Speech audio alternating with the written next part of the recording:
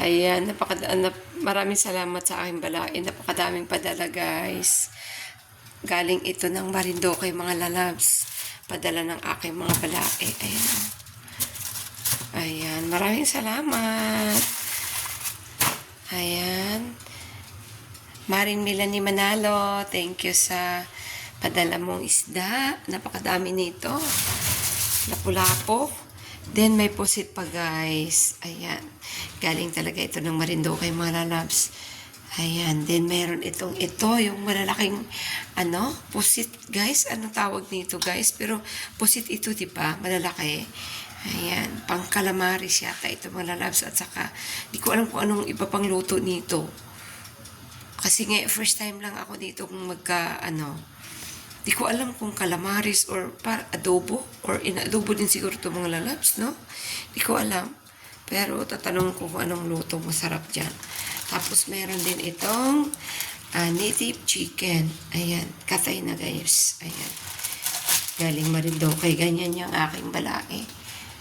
Nakalagay lang yan sa ice bucket. Ayan, ubo-ubo pa nga yung yelo. Dumating kanina madaling araw. Ayan, yung isda, ang daming pang lalabs. Natutuwa ako sa isda. Ayan, ang daming isda. Diba? Siguro mga 5 kilo ito, guys. Mahal pa naman ditong isda na to. Lapu-lapo. Ganyan yan magpadala ang aking balae. Diyos ko, napakadami nito. Diba? Merry ang Christmas namin talaga, guys. Dahil ang daming ayan o. Babawi na lang din ako sa aking kumari pagka meron din. Magpapadala din ako doon kung anong meron dito.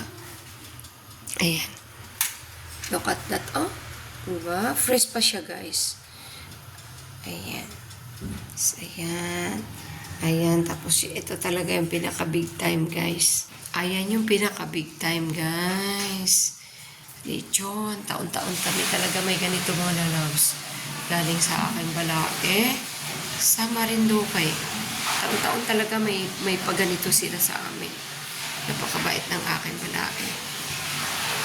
Saan ka pa? Saan ka pa maghanap ng balae na ganyan?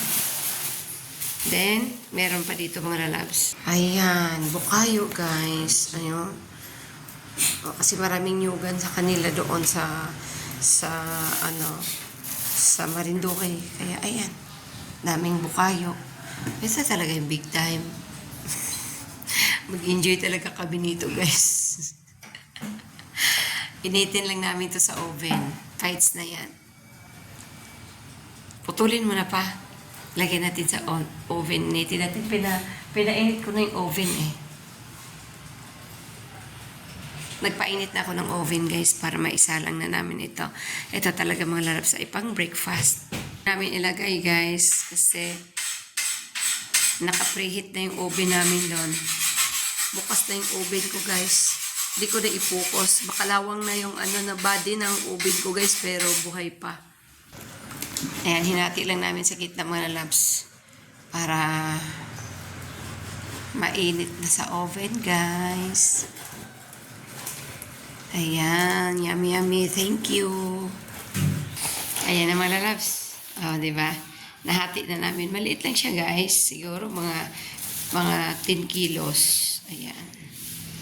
Pero mahal na rin to pag binili mga lalabs. So, libre naman. Sobrang thank you. Makalitsyon tayo ng libre. So, isalang ko na sa oven guys. Nakasalang na sa oven guys. Hindi ko na ipupukus yung oven ko mga lalabs kasi ang dumi na ng loob. Puro kalawang na yan guys yung gilid. Pero okay pa naman siya.